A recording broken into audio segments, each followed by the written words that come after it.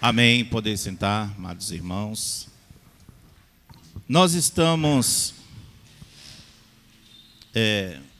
este mês, tratando do tema o cristão e seu compromisso na obra de Deus. Amém?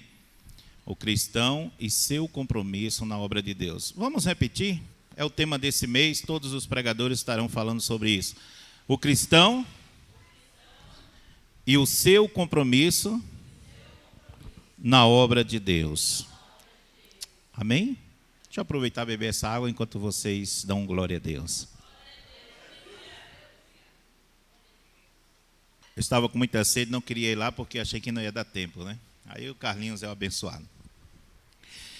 Muito bem.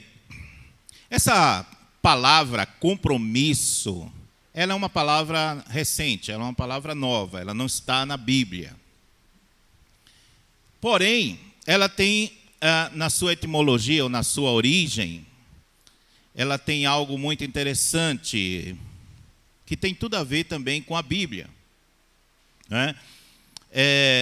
Ela é a junção com, indica junto, e a outra palavra promitere, que junta essa palavra quer dizer um acordo mútuo.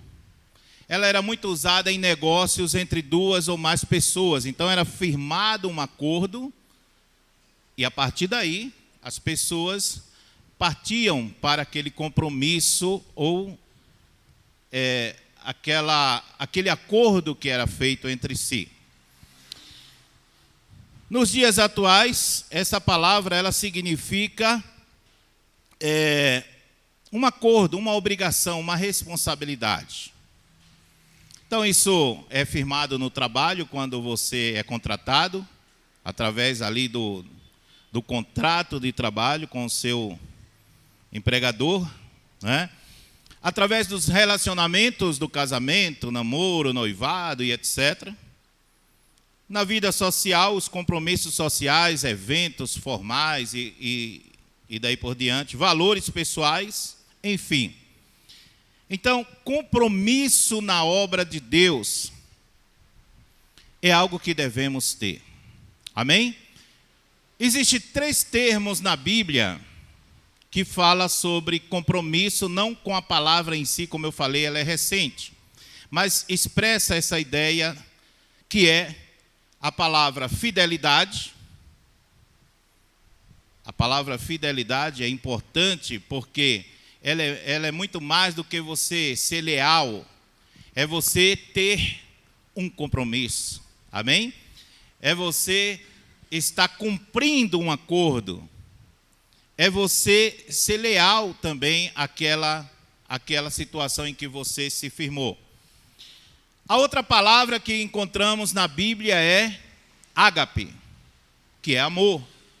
E o amor não é qualquer amor. É o amor sacrificial.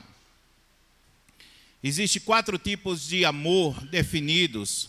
Há outros que conseguem ver mais, mas os mais conhecidos é o amor entre amigos, que é o amor fraternal, o amor em relação à família, o amor a Deus, tem mais um 4 que eu não lembro agora. O amor ágape é o amor a Deus, é o amor divino.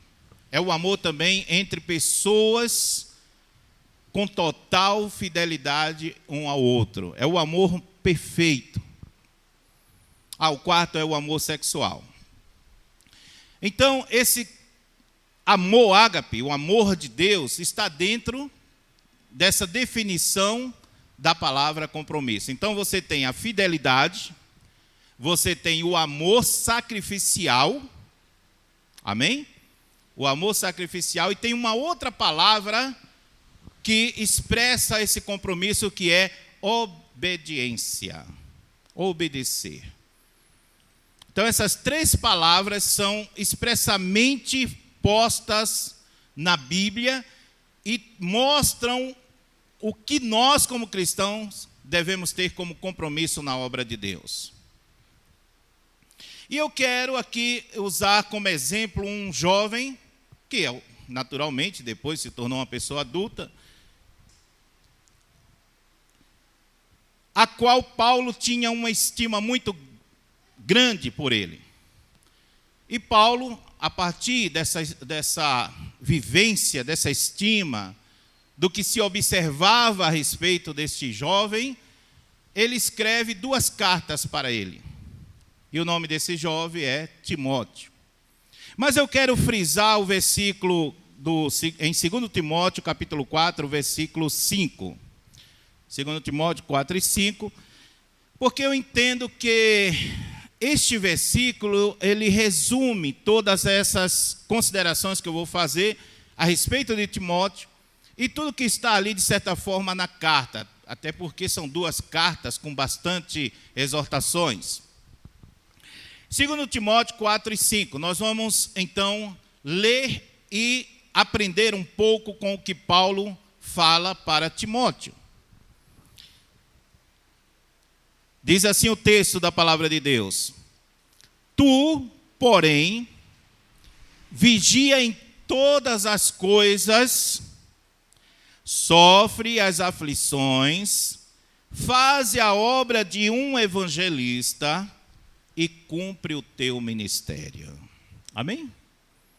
Aqui diz assim, nessa tradução: Tu, porém, ser equilibrado em tudo, sofre as aflições, faze a obra de um evangelista e cumpre o teu ministério. Este versículo, eu entendi que ele sintetiza, ele resume todas as 2 cartas de Paulo para Timóteo. Mas quem era Timóteo, pastor? Muito bem, Timóteo era um jovem que, quando Paulo, em uma das suas viagens missionárias, passou por um lugar chamado Listra, na Macedônia, e Paulo, evangelizando, ganha a família de Timóteo. Toda a família de Timóteo. Timóteo se converte, jovem ainda, porém Paulo percebe que ele era um jovem estudado nas Escrituras. Naturalmente que não havia o Novo Testamento naquela época. Então, logo ele era estudado no Velho Testamento, no Antigo Testamento. Quando Paulo escreve em uma certa parte, Paulo diz assim: olha, tua mãe Eunice, tua avó, Lloyd, se eu não me engano, agora fugiu da mente, te ensinaram bem as Sagradas Escrituras. Ou seja, Timóteo era um jovem bem instruído na palavra de Deus. Coisa rara hoje em dia. Timóteo era uma pessoa que, além de criado nas Escrituras, ele amava a palavra de Deus. Amém? Ele amava as Escrituras. Timóteo se tornou um missionário junto com Paulo. Paulo, vendo a dedicação, o compromisso de Timóteo, levou ele a várias viagens missionárias. Logo, após a morte do apóstolo Paulo, Timóteo se tornou um dos pastores de algumas igrejas que Paulo fundou. Quando Paulo escreve a Timóteo, nós vamos observar algumas circunstâncias que havia ali ao redor desse jovem Timóteo.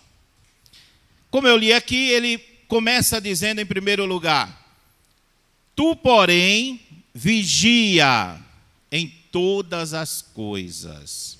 Fale assim: vigiar em todas as coisas. Nós cristãos somos exortados à vigilância. E a vigilância é importante para a vida cristã. Eu fui fazer aqui uma pesquisa dessa palavra, vigilância, e eu percebi que ela está muito ligada à volta de Jesus. Ela está muito relacionada ao crente estar cuidadoso à espera da volta de Jesus. E em função disto, requer de nós, cristãos, algumas coisas importantes como estar alerta, está sempre à espera de quê? Da volta de Jesus. Amém? Para isso eu preciso viver uma vida de obediência. Por quê? Porque a Bíblia diz: sem santificação ninguém verá o Senhor. E para que eu possa viver uma vida santa, eu preciso viver uma vida de obediência à palavra de Deus. Jesus, na sua oração, em João capítulo 17, em determinado momento ele disse assim: Pai, santifica-os na tua palavra. A tua palavra é a verdade. Então, como o cristão é santificado? Através da observação e da prática da palavra de Deus. Amém?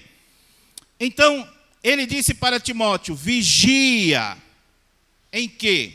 Em algumas coisas? Não, em todas as coisas. E aí eu coloquei algumas coisas que parece soar muito básica para nós, e mas que praticamos tão pouco. Quais são? Oração. Um crente que vigia precisa viver uma vida de oração. Segundo, leitura da palavra de Deus. Todo cristão vigilante, ele é de oração e ele é de ler a Bíblia. Amém? Terceiro, obediência à voz de Deus. Porque não adianta orar demais. Tem pessoas, uma vez eu já falei isso aqui, eu fui em uma igreja pregar, uma igreja simples, humilde. O pastor levantou, eu nem conhecia o pastor, não sabia nem o que ele ia fazer. Quando eu vi ele levantando, até me assustei. Não sei para que ele levantou. Ele levantou a calça até o joelho e mostrou 2 calos desse tamanho. Ele estava orgulhoso para mostrar os calos que ele era um homem de oração. Não quero julgar esse pastor, porque eu não conheço ele, mas eu posso pensar em um homem que estava orando ao lado de um pecador, porque ele se achava mais santo, e presunçosamente ele orava, dizia: eu não sou igual a esse pecador. E Jesus, dando exemplo no final, diz assim, que Deus ouviu mais a oração do pecador do que a daquele homem. Não é só orar. Eu oro 4 horas por dia, pastor. Os muçulmanos oram 5 vezes ao dia. Eles podem estar em qualquer lugar, no trabalho, aonde for. Quando chega aquele momento da oração, eles não só se ajoelham, eles se prostram, coloca lá um pano, lá um tapetezinho, se prostram, voltado para a mesquita central deles, e eles oram 5 vezes ao dia. Se alguém acha que ora muito, imagine os muçulmanos. Não é só orar. Porque aquele homem orava também, mas ele era orgulhoso. Ele achava que ele era mais santo do que aquele outro lá, do lado dele. Não é só ler a Bíblia.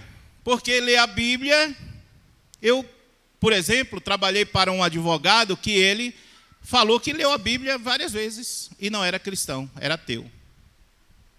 Então não é só ler a Bíblia. Tiago tem um versículo que ele diz assim: não sejais somente ouvinte, mas praticante da palavra. Então não é só você ler, ouvir ou você orar, você precisa obedecer à voz de Deus. Amém? E manter neste contexto de vigilância uma proteção, uma blindagem ao pecado. Você sabe, muita gente diz assim: o crente não pode odiar. Pode. Desde novo que eu aprendi a odiar 2 coisas. Odeio o pecado e odeio o diabo. Pastor, está odiando o diabo? Sim, odeio o diabo. Na Bíblia não está dizendo que eu não devo odiar o diabo. Odeio o pecado. Você sabe que Deus odeia? Ei, pastor, agora você entrou no campo da heresia. Deus odeia. Vou explicar e vou provar. Alguém pode me dizer o que é? Hã? Eu não ouvi por causa do barulho. O pecado. Mas tem um ponto específico que fala sobre Deus odiar o pecado também.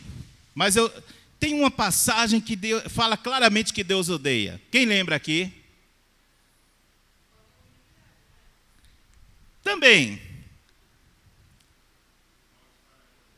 Hã? Provérbios fala que Deus odeia olhos para... Como? Que espalham a contenda. Tem um outro versículo também, porque o que foi citado de ódio, né, da iniquidade, também, mas está na inferência. Tem um outro versículo, esse está em Provérbios, e tem um outro versículo que fala que Deus odeia o divórcio. E aí, eu estou falando besteira? Tem um casal engraçado na internet que eu assisto, a mulher fala, ô besteira. Não, eu estou falando a palavra de Deus. Amém? Então Deus odeia, e eu odeio também, odeio o pecado, odeio o diabo, porque ele é o causador do mal. Amém? Vamos lá. Você deve odiar o pecado. Isso é manter uma vigilância contra Satanás invadir a sua vida. Paulo estava dizendo, vigia em todas as coisas. E uma das coisas que Paulo estava dizendo, além de outras, como foi mencionado, Paulo estava falando também dos falsos mestres. Porque naquele tempo já estava surgindo falsos mestres, falsos profetas, e estava contaminando a igreja. E hoje tem muitos falsos mestres, falsos pastores, que estão contaminando a igreja. Não pense que isso é uma coisa nova, não, já existia. E alguns desses falsos mestres estavam dizendo que não haveria de ter ressurreição, não. Alguns até diziam que Jesus nem sequer morreu, né? E Paulo estava dizendo, olha, cuidado, vigia sobre estas coisas. A segunda observação que eu vejo Paulo fazer é, sofre as aflições. A primeira é vigia em todas as coisas. A segunda é sofre as aflições. Como assim, pastor? Eu achei que o crente, né, só aceitou Jesus, já ia pleitear uma mansão, um carro de luxo, viver uma vida nabadesca, né, aquela vida luxuosa. Crente tem aflição, irmãos? Tem aflição. Jesus disse, nesse mundo tereis... Nesse mundo você terá aflição, sim. O fato de você aceitar Jesus e se tornar um filho de Deus, não quer dizer que você não vai passar por lutas, por dificuldades. Sim, nós vamos passar, é o que a Bíblia diz. Olha o que diz, por exemplo, Romanos 8, e o versículo 18. Porque tenham por certo que as aflições do tempo presente não são para comparar com a glória que em nós há de ser revelada. As aflições da onde? Do tempo? Considero que os sofrimentos, aflições, angústias do presente não se podem comparar com a glória que será revelada em nós. Amém? Então o cristão passa por dificuldades, sim. O cristão passa por aflição, sim. O apóstolo Paulo passou por muitas aflições. Você sabia, o apóstolo Paulo, por amor ao evangelho, ele foi apedrejado 5 vezes, 39 chibatadas cada vez, porque a lei romana dizia que se alguém, uma pessoa condenada, levasse 40 chibatadas, ele não poderia levar novamente. Aí arrumaram um jeitinho, então vamos dar 39. 5 vezes ele recebeu 39 chibatadas por causa do evangelho. Imagina você lá no lugar dele. Imagina eu no lugar dele. Hã? Como é que estaríamos? Paulo foi apedrejado não uma vez, várias vezes. Paulo foi desprezado, foi jogado na prisão, passou muito tempo na prisão e provavelmente ele teve a sua morte a partir da prisão. Quando você lê o final de Atos, você vai perceber que Paulo estava preso. Ficou preso. Então, a aflição faz parte da vida do crente. Amém? Tem um versículo na Bíblia que diz assim: muitas são as aflições do justo, mas o Senhor de todas os livra. Então você vai passar, eu vou passar por aflição, mas temos uma promessa de que o Senhor nos livra. Glória a Deus. As aflições, amados irmãos, elas nos ajudam a formar um caráter mais perfeito em Cristo. Quando uma pessoa ela recebe tudo de mão beijada, um filho, por exemplo, que você cria dando tudo, porque eu amo meu filho, porque meu pai era isso, era aquilo, muito duro, eu não tinha as coisas, e então, tudo que meu filho pediu eu dou. Continue fazendo isso para você ver o que é que vai acontecer. Quando você dá sempre algo para a pessoa e nunca prova ela, nunca coloca ela para ela passar pelas agruras e dificuldades da vida, ela não consegue sobreviver porque ela não tem um caráter experimentado, testado, provado. Então, as aflições, elas nos ajudam a fortalecer o nosso caráter cristão, a nossa comunhão com Deus. Então, se você pensou que ser cristão era só receber as bênçãos de Deus, entenda bem, Deus tem muitas bênçãos e Ele vai te dar, mas cada uma delas no tempo certo, da forma certa, e algumas vezes você vai passar por muitas aflições. Existem aquelas aflições que são causadas por nós mesmos, sim ou não? Vou dar um exemplo. O banco manda um cartão de crédito, 10 mil reais, eu fico empolgado, 10 mil reais eu tenho aqui de cartão de crédito. Aí eu vou lá, gasto 10 mil reais, mas meu salário é 1.500. Opa, agora eu vou precisar comprar um fogão novo, aí pego outro cartão, aí vou lá, mas meu salário é 2 mil. Daqui a pouco a pessoa está com 30 mil de dívida, fora os juros que correm, e ela não tem como pagar. Pô, pastor, estou passando por uma luta, por uma dificuldade, eu não sei o que fazer, o diabo está correndo atrás de mim, e eu estou desesperado, não sei o que fazer. Foi o diabo, irmãos? O diabo está bem longe dessa história. Sim ou não? Jesus nos ensina a sermos equilibrados. Eu nunca quis esse negócio de ter 3, 4 cartões, 5 cartões. Um cartão só para quando precisar, né? Tá bom. A não ser que eu tivesse algum empreendimento, alguma coisa. E tenha até cuidado, agora eu vou fazer uma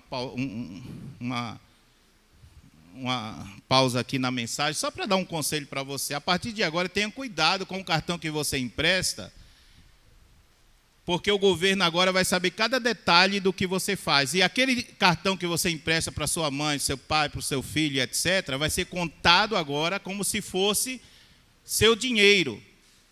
O governo vai olhar a tua movimentação, ele não quer saber se você comprou para o seu pai, para sua mãe, não, ele vai olhar a tua movimentação e vai cobrar de você imposto, tá? Só isso aqui, depois vocês pesquisem sobre isso, porque o cartão é para o meu pai, aí vai lá, compra uma coisa, para minha mãe, para o meu filho, mas cuidado que agora você vai ser cobrado imposto, sobre a movimentação, não é sobre o que você ganha, não, é sobre a movimentação que você faz. Então, o pastor Jeto já nunca emprestou o cartão, imagine agora se você vir pedir. Amém, irmãos? Então vamos lá, voltando à palavra. Foi só uma informação de utilidade pública. Vocês podem pesquisar, não fica com o que eu falei não, tá? Não quero ninguém manipulado pelas minhas palavras. Façam suas pesquisas. Voltemos à palavra de Deus.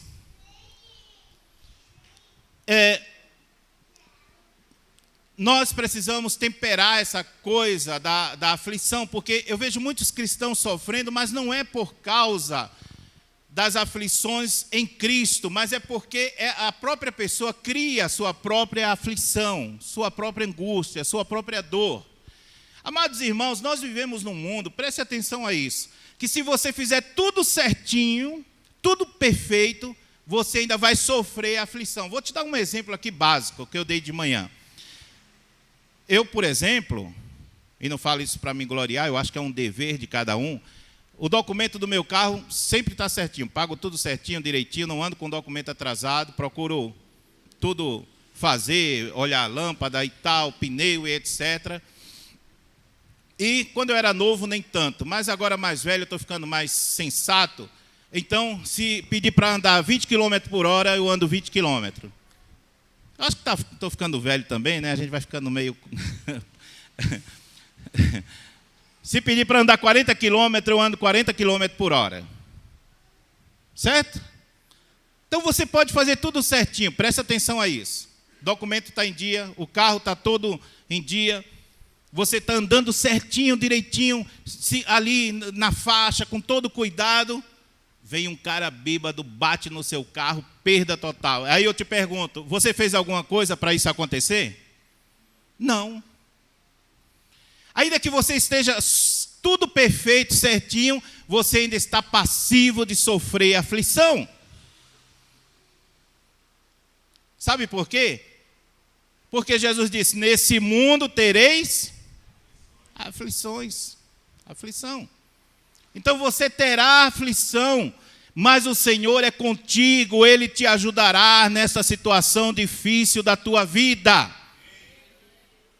Está escrito que Ele não vai te abandonar, não vai te desamparar. Agarre-se no Senhor, nas suas promessas, no seu amor, na sua graça, na sua misericórdia. Seja fiel ao Senhor nesse momento de aflição. Muitas são as aflições do justo, mas o Senhor de todas o livra. Amém? Primeira exortação foi para que ele vigiasse. A segunda exortação foi para que ele sofresse as aflições, como... Aí tem uma outra passagem que ele diz, sofre as aflições como um bom soldado de Cristo. Ele compara o cristão a um soldado que está militando, que está na batalha, que passa, né, bala para todo lado, espada, como era aquela época, mas ele está seguindo em frente. Ele não se detém por nada. Amém? Não se detenha por causa das aflições, porque como diz o próprio texto que eu li, não são comparáveis com a glória que há de vir. Maior aflição sofreu o justo. Maior aflição sofreu Jesus, o perfeito. Mas hoje ele está à direita de Deus, vendo o resultado do seu trabalho, como diz Isaías. Amém? Vamos lá. Terceiro lugar, evangelizar. Olha o que Paulo disse. Faze a obra de um evangelista. Amém? Faze a obra de um evangelista. Quando Paulo fala isso para Timóteo, Timóteo já estava sendo experimentado há muito tempo. Já havia andado com ele em viagens missionárias. Já havia pregado o evangelho. Mas Paulo está dizendo, é como se Paulo estivesse dizendo, olha, não descansa. Faz a obra de um evangelista. Jesus disse-lhe, ide por todo mundo e pregai o evangelho a toda criatura. O que é fazer a obra de um evangelista, meu irmão, minha irmã? A palavra evangelho quer dizer boas notícias, boas novas de salvação. Eu coloquei um vídeo no grupo da igreja, não sei se alguém viu aqui, em que um jovem tocando violão em um ônibus, ele estava pregando o evangelho e depois ele fez o apelo, e as pessoas estavam ali emocionadas, né, confessando Jesus, uma coisa maravilhosa. E aí, quando a Bíblia nos diz para fazermos a obra de um evangelista, ele não está dizendo para você fazer de qualquer jeito. Porque existe um bom senso para tudo, existe um momento certo, existe a hora certa, existe a forma certa.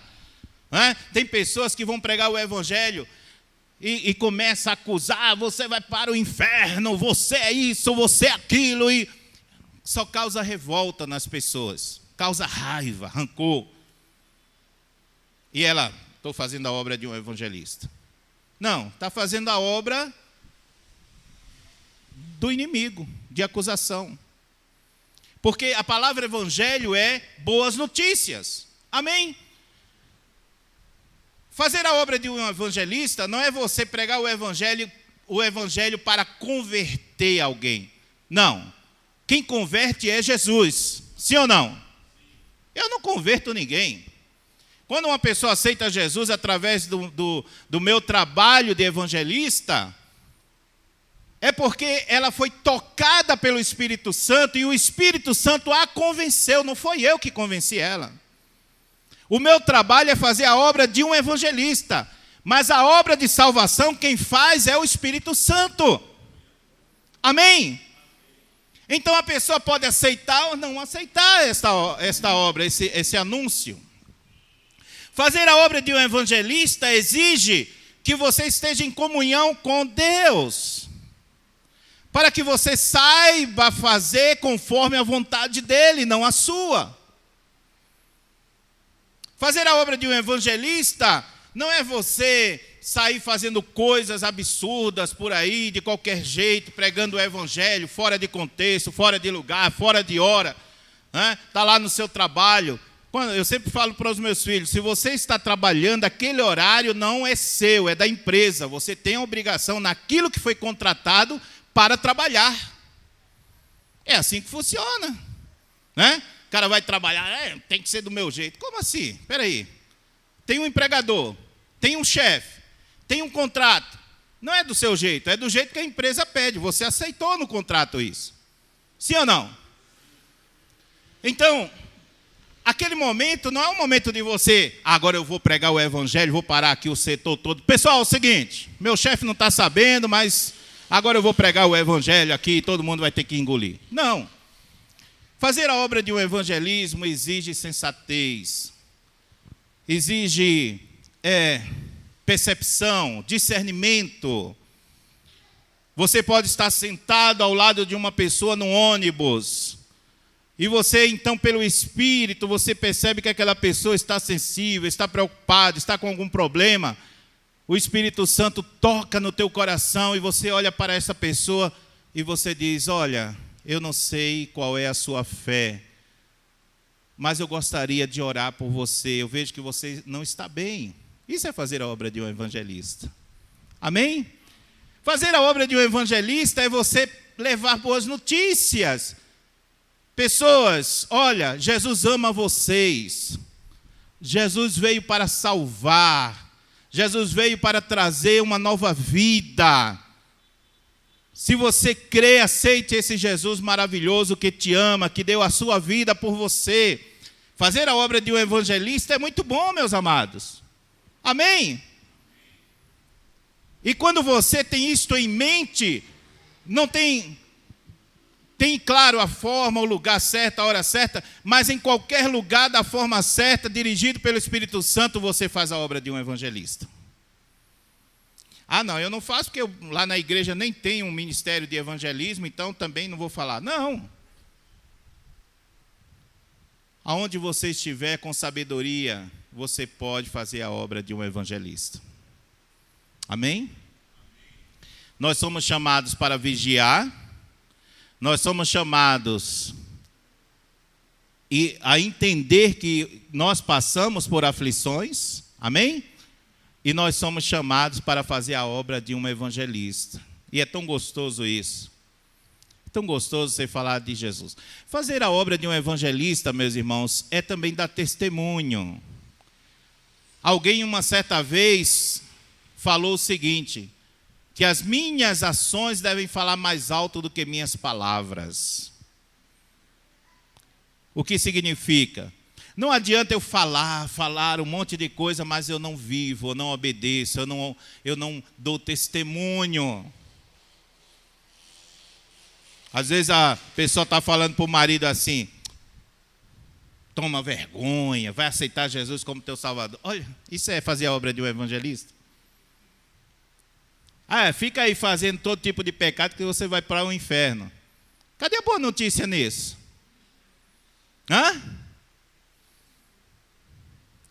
É muito melhor que você diga, meu amigo, minha irmã, meu esposo. Jesus fica muito triste com você quando você faz isso. Ele deu a vida por você para que você não viva no pecado. Porque Ele sabe que o pecado leva à morte, a morte leva para a condenação eterna. Jesus te ama. Jesus não quer isso para a tua vida. Entendeu como muda as coisas? O evangelho é boas notícias. Fazer a obra de um evangelista é você informar as pessoas que Jesus é o Salvador. Que Jesus é o Senhor. Que Jesus nos ama. Mas eu falo mesmo, se ele for para o inferno, é problema dele. Você falando ou deixando de falar, isso não vai mudar nada. Porque isso depende da escolha da pessoa em se submeter ao evangelho. Amém? Então, se eu falo de Jesus, se eu mostro o caminho para esta pessoa e ela não aceita, ela não quer, ela não se submete, não é problema meu. Entre ela e Deus. A minha obrigação, meu compromisso é informar esta pessoa que ela precisa ser salva. Amém? Isso é fazer a obra de um evangelista. E para concluir, cumpre o teu ministério. Todos nós aqui temos um ministério. A palavra ministério ou ministro quer dizer servir. Servir a Deus, servir uns aos outros. Essa palavra é mais recente do que diaconia, diáconos, que também quer dizer servir. Só que diácono vem do grego antigo, enquanto que ministro vem do latim. E era muito usado isso para a religião pagã. Com o tempo e o cristianismo, essa palavra foi vindo e se tornou uma palavra para nós cristãos. Fazer a diaconia, fazer a ministração, ministrar, é um dever de todo cristão. Amém? Todos nós temos talentos, dons que o Senhor nos dá. E nenhum dom é melhor do que o outro. O fato de eu estar aqui pregando, ser o pastor, isso não me torna melhor nem com o melhor dom. E ao contrário, quanto mais responsabilidade você tem, mais você vai ser cobrado. Todos nós temos dons. Então, eu coloquei alguns dons aqui, simples, mas poderosos e importantes para a igreja. Por exemplo, dons artísticos. A música é um dom artístico. Então, quando os meninos estão aqui louvando ao Senhor, o grupo de louvor está louvando, eles estão exercendo o seu dom, aquilo que Deus deu para eles. E eles estão ministrando. Você ter um dom não torna você maior sobre ninguém. Torna apenas, ao contrário, torna você um servo. Amém? Quanto maior é o seu dom, mais servo você é. Tem gente que quer ter cargo para mandar nos outros. Olha, eu tenho quase 30 anos de pastorado, eu vejo isso no decorrer. Tem pessoas que eu quero mandar. Tem uns que não se escondem, não falam assim. Mas você percebe que ele está doido para ter um cargo para mandar no outro. Tem outros que querem ter um cargo para ter status. Sou pastor. Sou pastor. Aí alguém, ô Jetro. Jetro não, pastor. Você entendeu? São pessoas mal resolvidas, que não tiveram problema aí na sua vida, e não estão preparadas para exercer o dom. Porque o dom não é você se tornar maior do que ninguém, nem melhor do que ninguém. Ao contrário, você ter um dom e exercê-lo é você servir ao outro. Pensa num garçom. O que é que o garçom faz? Ele vai servir, não é isso? O dom que você tem é para você servir ao próximo. Servir a Deus e servir ao próximo. Eu estou pregando aqui. O que é que eu estou fazendo? Eu estou servindo a palavra para vocês. Amém? O fato de eu estar em um púlpito, num lugar elevado, não significa nada. Eu posso pregar aqui também, não tem problema. Amém? Porque eu estou aqui para servir, não para mandar. Claro que existem algumas coisas na administração que a gente vai ter que dizer, olha, é assim, é assim, é assim, mas não é essa a intenção. A intenção é servir. Quem canta serve, quem prega serve, quem ora pelo outro está servindo. Amém? A dança é um dom artístico. Quando as meninas vêm aqui dançar, elas estão dançando não é para si mesmo, elas estão dançando primeiro para o Senhor e segundo elas estão ministrando a adoração para a igreja. Amém? Então os dons que Deus nos dá, primeiro lugar, ponha na sua mente, não existe dom maior nem melhor. Existe dom. Segundo lugar, não são para a nossa própria exaltação. Não, esses dons não são para a nossa elevação. Esses dons são para servir o próximo. Por isso que quando eu estou preparando a mensagem, eu estou orando, e eu estou pesquisando, e eu estou tendo cuidado para o que eu vou falar, eu não esteja servindo coisa estragada para a igreja. Porque um mau garçom, ele pode fazer isso. Vai lá na cozinha, pega lá uma coisa que está separada pelo cozinheiro, não é nem para servir, ele pega lá, põe na bandeja, come aí. O mau garçom. Mas o bom garçom é aquele que ele olha e diz, olha, essa comida aqui está estragada, eu não vou servir não. E aí o que é que ele faz? Tira aquele estragado. Aquele que serve com seus dons tem que dar o melhor de si para Deus e para o próximo. Hoje é dia de pregar. Nem vou estudar não, vou subir lá no púlpito e vou despejar lá, o problema é do povo lá. Não, você é um mau garçom. Se você... eu vou dançar de qualquer jeito, eu vou cantar de qualquer jeito. Não tenho tempo para ficar com muito neném não. É um mau garçom. Não entende o seu chamado.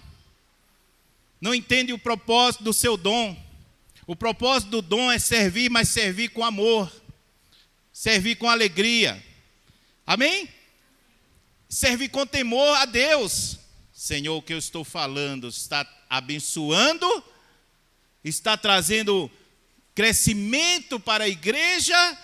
Ou está deixando a igreja pior?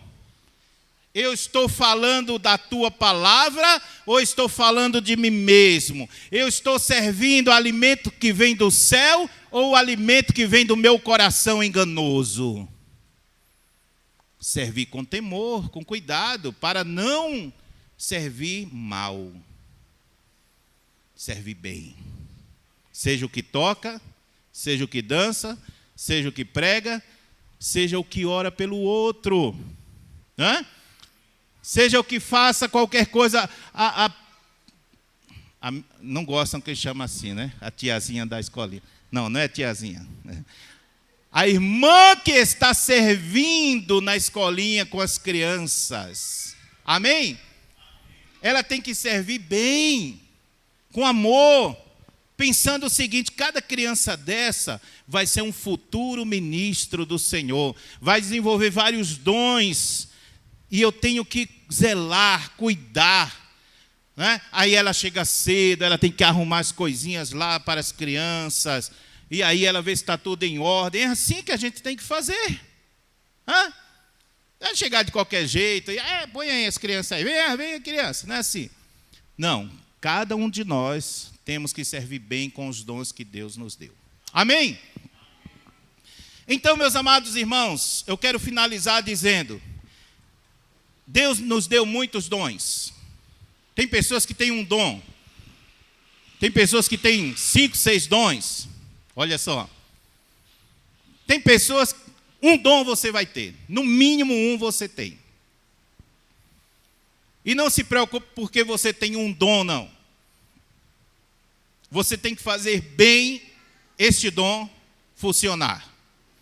Porque se você não fizer bem, Deus não pode te dar outro dom. Amém? Tem pessoas que querem fazer 1000 coisas ao mesmo tempo e não faz nada bem feito. Às vezes é melhor fazer um e fazer bem feito. Não para ser visto, mas para que Deus veja. E para servir o próximo. Então, nesta noite, eu espero que eu tenha servido vocês com a palavra de Deus da melhor forma possível. E se de alguma forma, alguma palavra não foi bem encaixada, me perdoe, porque eu estou aqui para servir vocês com amor. Amém? Esta é a minha obrigação, é o meu dever. Que vocês se sintam abençoados por esta palavra. E vocês podem servir uns aos outros, independente do trabalho da igreja. Tem pessoas que ficam presas, o pastor tem que ficar delegado. Se o pastor não olhar para mim e não mandar eu fazer, eu também não faço. Não é assim que funciona. Eu contei o testemunho esses dias que eu estava na Maravilha de Jesus, quando eu conheci a Cíntia, a igreja lá do pastor, do pai da Marta, que já está com o Senhor. Uma igreja pequena, com poucas pessoas. Eu fui lá, conheci a Cíntia, fiquei por lá, gostei do trabalho. Cheguei para ele, apresentei um projeto: pastor, está aqui um projeto. Se o senhor aceitar, eu começo a trabalhar. Se não aceitar, está tudo bem. Pastor, não, ótimo trabalho, Jetro. Eu não esperei ele me chamar, mas também não passei na frente dele. Porque assim, o pastor comigo não tem nada a ver, tem que ser do meu jeito. Aí isso não é servir com amor, é com arrogância e presunção. Eu apresentei o trabalho, ele gostou, formamos um grupo de evangelismo na igreja. Em 3 meses nós ganhamos 30 pessoas para Jesus. Pastor Léo participou, irmã Marta, Cíntia e outras pessoas que já estão em outros ministérios. 30 pessoas para Jesus, visitando, orando, falando do amor de Deus, foram ganhas para Jesus. E não ganhamos mais porque eu fui embora para Manaus naquela época. E aí o trabalho ficou aqui. Amém, irmãos? Então, fazer bem. Vamos terminar lembrando da exortação do apóstolo Paulo. Vamos lá? O que é que Paulo falou? Vamos ler o versículo. Tu, porém, vigia em todas as coisas, sofre as aflições, faze a obra de um evangelista e cumpre o teu ministério. Amém?